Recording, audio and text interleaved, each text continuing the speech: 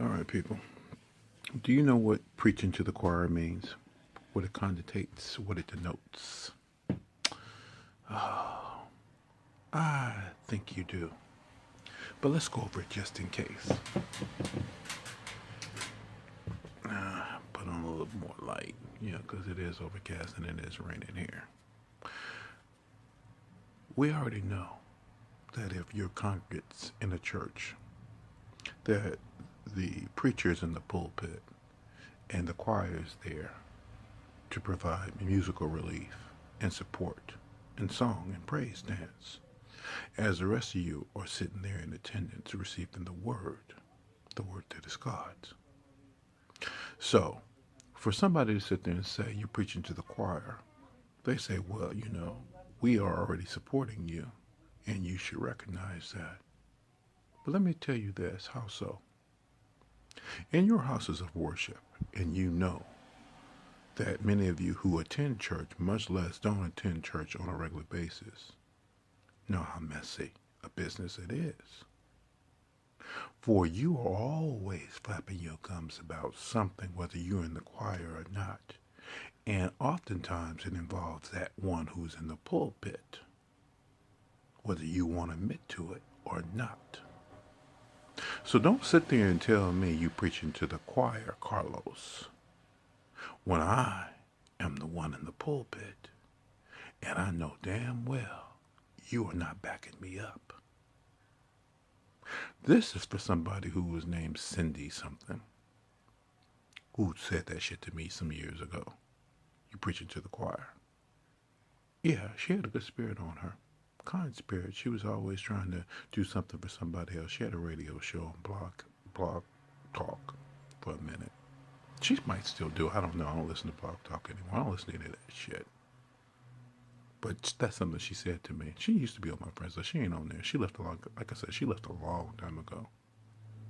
See, what you don't get about the second coming, people, is just this.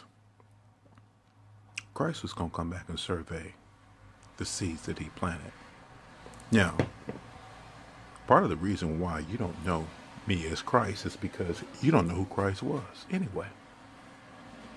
You have your theories and conjecture on who Christ is because you feel like you have found him. No problem. You have taken everything that's going on in your life as just, part of life. And therefore you say, well, we'll just spray it away. No problem. And you're going to ask for it in my name. Again, no fucking problem. So you say, well, we don't understand. What do you think you're getting at? Oh, I'm getting at far more than you realize. See, just because you ask in my name don't mean I must deliver it, especially if I'm here praying against you. And if you call yourself going to take me on as a foe, you're going to find out what that's like. As wicked as my tongue is, it can outwicked your own. I know who I am. You are still trying to discover who you are. There's a subtle difference. I know what I can ask of my Father. You still don't. Even through me. There is a subtle difference. The earth is quaking. The earth is shaking. And your best psychics use anything they can scour from the ethers to drum up business for themselves, personal business. And then they tell you about what it's like on the other side, personal business. And you don't know if it's true or not, personal business. And they say it's all in love, personal business that makes them a buck. And the world grows colder.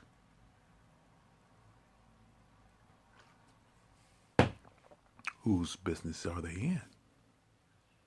Because if they were in a business that was all about that love and light that they talked about, the light would be for everybody, the love would be for everybody, and the world would not be growing as cold as it is. You would not be worried about global warming, much less what you worry about your kids, if not grown as adults, shooting up someplace. Oh, you might have ISIS under control. But Donald Trump is trying to make peace with Afghanistan in the sense that the Taliban, he said, well, you know, we want to pull out and you run this shit. Basically what he's saying. Because the evil always going to be in place. That's why he's trying to be best buds with Kim Jong-un.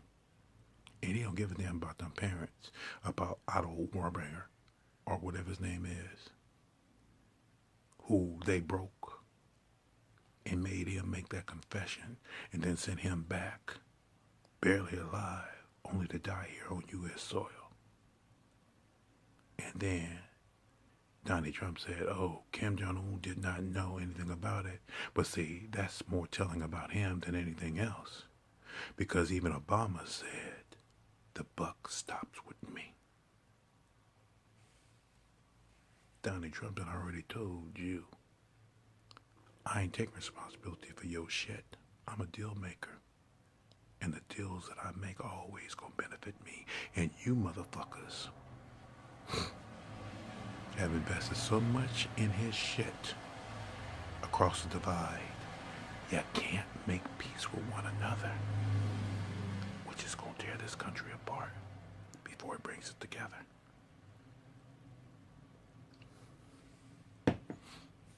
Now, you can sit there and tell me I'm just talking crazy talk because you're bringing in this new blood. New blood that they're already tearing apart before it even gets in there good. You said Nancy Pelosi was too old to be Speaker of the House, and Nancy Pelosi came in there and clapped on Donald. And y'all like that shit. You think she won't clap down that new blood? Dianne Feinstein told some kids, I've been doing this shit a lot of years, and before your ass can sit there and tell me what I need to be doing, maybe you might want to grow up and be able to vote and then replace me. So when Sunny Hostin said on The View that she didn't like that because she's got a 16-year-old daughter that knows some shit, your daughter is close enough to wage a vote, but you have to understand it's only one fucking vote. You are one voice at that table.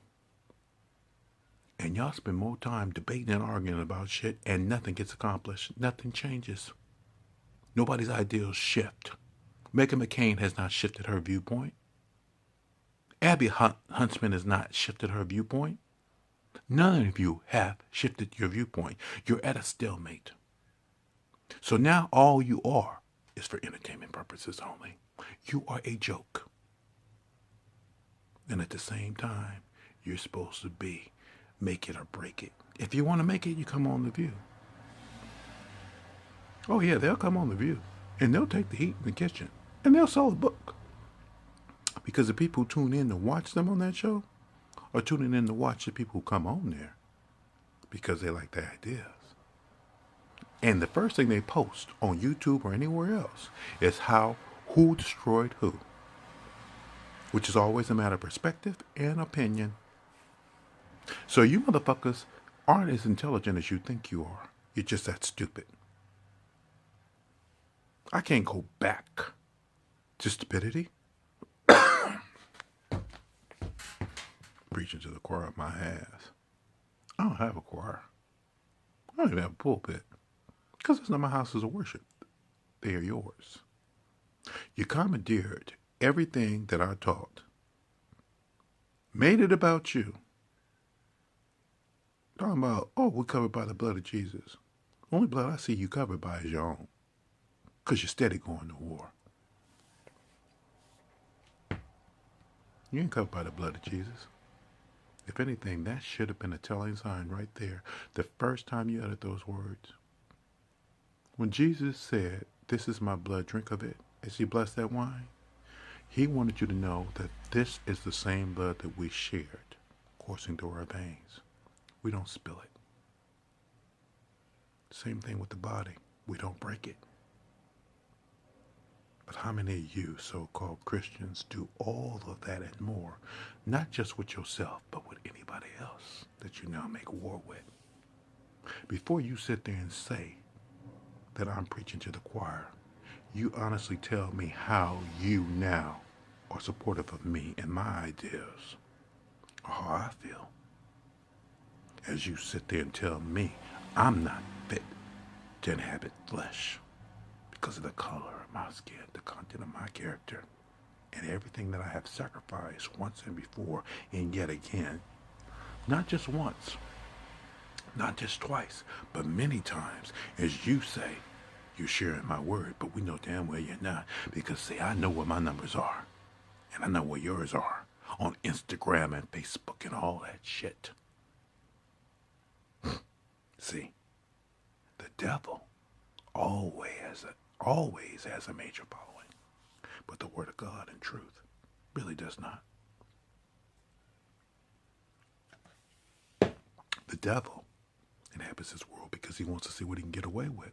The devil has a following. The devil says, I will deliver to you that which is not even his to deliver. And you sit there and say, oh, well, you know, hey, yeah, you want what the devil says he controls. And at the same time, you're still trying to find a way off of this fucked up rock because you know it's dying off on some level. Scientists and more, as other people are in denial. Collective consciousness.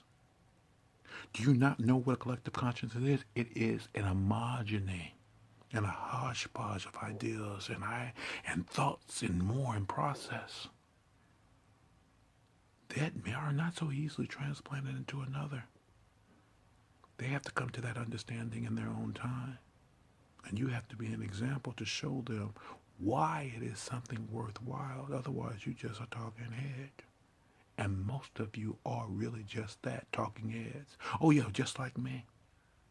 But there is a difference between me and you. I don't see the world like you do. I don't see it as a glass half full. I see it for what it is. It's a glass being poured out. That your time is running out. And y'all always writing science fiction movies about ghost planets where astronauts land on them and all of a sudden there's souls there. That fuck with those astronauts that need a breathing apparatus in order to exist there. Now, what kind of existence is that? And why do you have to plan for how you're going to create an oxygen environment in a world that doesn't have one? And then at the same time you say, well, I'm smart enough to know that if we have these components, we can actually create an artificial atmosphere. Do you get much busy work from my father? Because I know what busy work looks like coming from you as applied to you.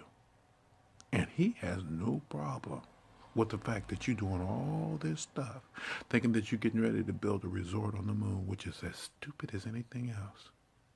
Because you think you want to escape this world. Y'all laughing about the fact that he smoked that, weed and tobacco on that, Joe Rogan on his blog spot. And then they said on the news that, that kind of like made NASA take a step back to see, okay, well, we have to do a little more testing before we proceed with this. And they put that rocket up there and strap sensors to it. It's not manned yet, but, we put some sensors on there and stuff and it went up there. And it's a success. And you're sitting there like, well, why you got that look on your face? It's a success to us, not. We don't care about putting you back in your ideas that you're getting ready to do something. Challenger blew up with people on board, including a teacher. Just a layperson who was going to space for the first time. And I remember the jokes that people told after that.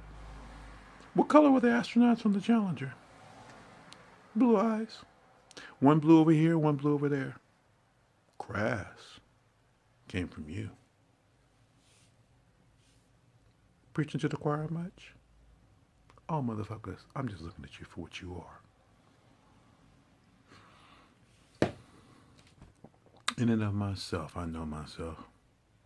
When I talk to my father, I talk to my father about very real things. If I tell him I'm disappointed with myself, he says you have no reason to be. But at the same time, I understand why he never wanted us to be so hard on ourselves until now. Do you know what he sent me in terms of a dream, the last dream I had before I woke up this morning? I was at my institution of higher learning. And it was interesting because the gymnasium was a flood. It was raining in there, like the sprinkler system was malfunctioning and whatnot, but the floor was just fucked up. And they were on a losing streak. And there was shit everywhere. There was piss everywhere. People had pretty much turned it into like a public bathroom for them to relieve themselves. But nobody was there cleaning up. And it was nasty. And I said, okay, now why would you show me this? Because I went to UCLA. One of the top 10 universities in the United States. I don't know where it ranks in the world. I really don't care. But to be honest with you, it's supposed to be one of the top 10 in the United States.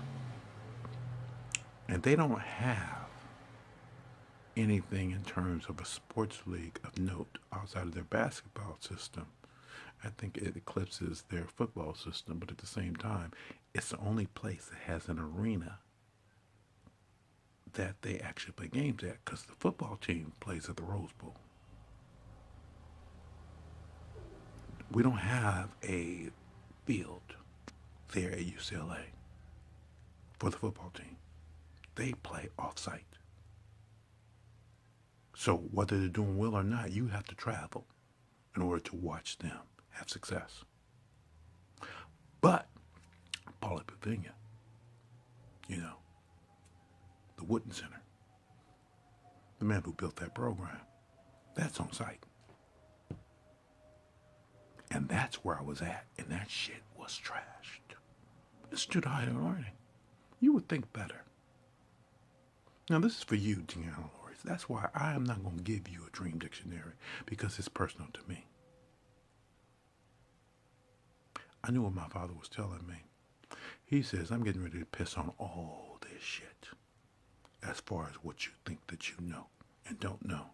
When I done sent my son amongst you yet again, and you motherfuckers didn't recognize him, much less help him, you wrote him off. You told him to get a job. You get sent him links to like social services and stuff. Now I'm saying that about a lot of you on My Friends Listen Not. Let me explain something to you, and let me explain it to you so you really understand it. What you have done to the least of you, you've done to yourself. And if you have discounted me to that role play as the foundation of your church, what do you think that means for you in order to get back in good with God?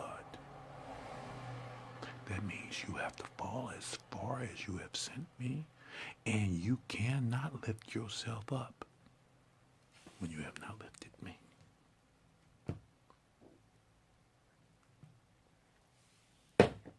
And if you sit there and say that's not true, then that means you're not subscribing to any kind of teachings that were mine. Therefore, you cannot make use of anything that were mine or anything that is of mine. Now you have to make use of your own bullshit, which I've already pointed out to you. You have regressed to idol worshippers, oracles, false gods, and more. Trying to tap into some shit that didn't work. They are museum artifacts. These are things that I went over with my father that you know nothing about, because you don't know me. You really think I give a fuck about what you go through now? You and your kids? You didn't care about my father and his kid, meaning me. Because when he told me a long time ago when I was in Pittsburgh that he was just that angry because of what you did with his child, a Christmas baby that you sent back to him bloodied and bruised. So no, don't act like you know me now. Don't act like you're going to get out of this shit anytime soon. You're going to be... oh.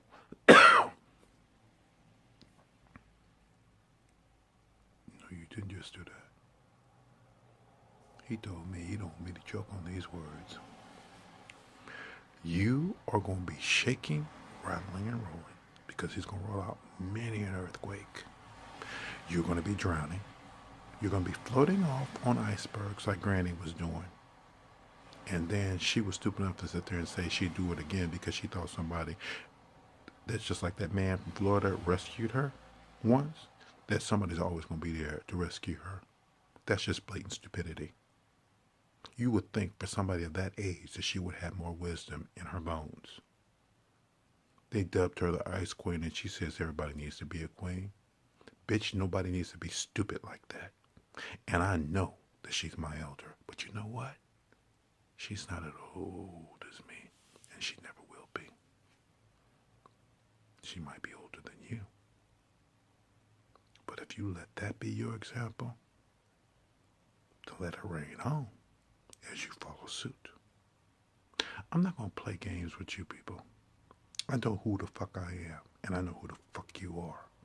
And you sitting there saying, well, you know, we ain't got to worry about you because you're just going to die soon. Yeah. And the Pope is black. Did you hear what I just said? The Pope is black. No, he's Argentine. You don't have a black Pope. You never had one. And you won't have one until you do.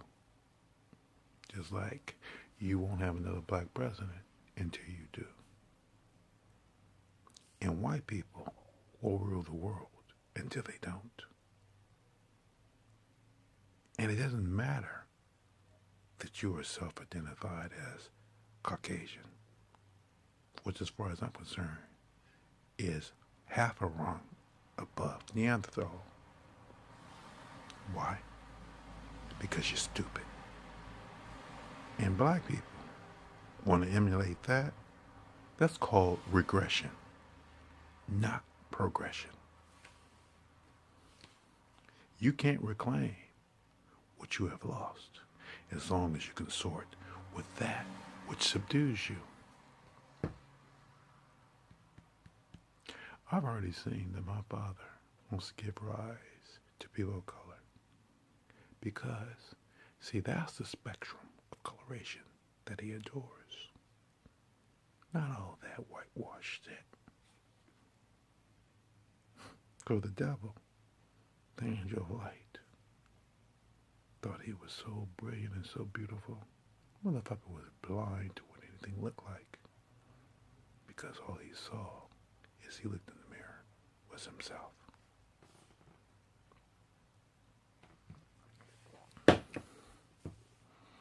Suck on that. Suck on those eggs, motherfucker. See if you can hatch them. Seriously. I really would like to know. And see, I don't have to be here to see it. Because I saw a long time ago when I was a little kid, just dreaming, that I would be caught up into the ethers, into the heavens, still watching the world at large. Actually, play a fool. And everybody plays a fool sometime.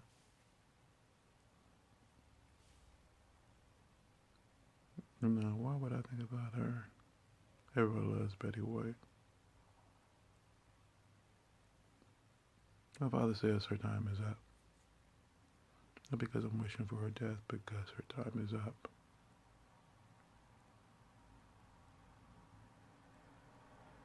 Yeah, the next and last is over. There's nobody else. We've already lost the author, Sophia, the woman who played Sophia, you know, Rue McClanahan and all that kind of stuff.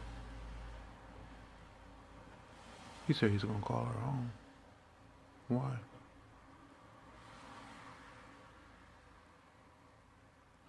Oh, he says because she's an animal rights advocate and more, that you put more stock in than yourself, forgetting that you're animal too. So as you sit near wiping your eyes and tears, know that she's coming home with me. I saw her on a plane once reading a book. I didn't disturb her. I didn't want to. I actually sat in the same class with her. I thought that shit was a trip. I said, that's Betty White. Somebody spoke to her, but I didn't bother her because it was my opportunity to meet her. I didn't take it, but that's okay. She's coming with me. So yeah, I claim Betty White. She's coming with me. And when you sit there and you cry over her loss of life, understand I didn't call for it. You rejected what she represents. You're going to start looking at the loss of good people as your rejection of them, be they long-lived or not. Because the thing is, they only have so much time here to teach you some shit. Otherwise, we're just preaching to the choir, are we not? Fuck you and have a nice day.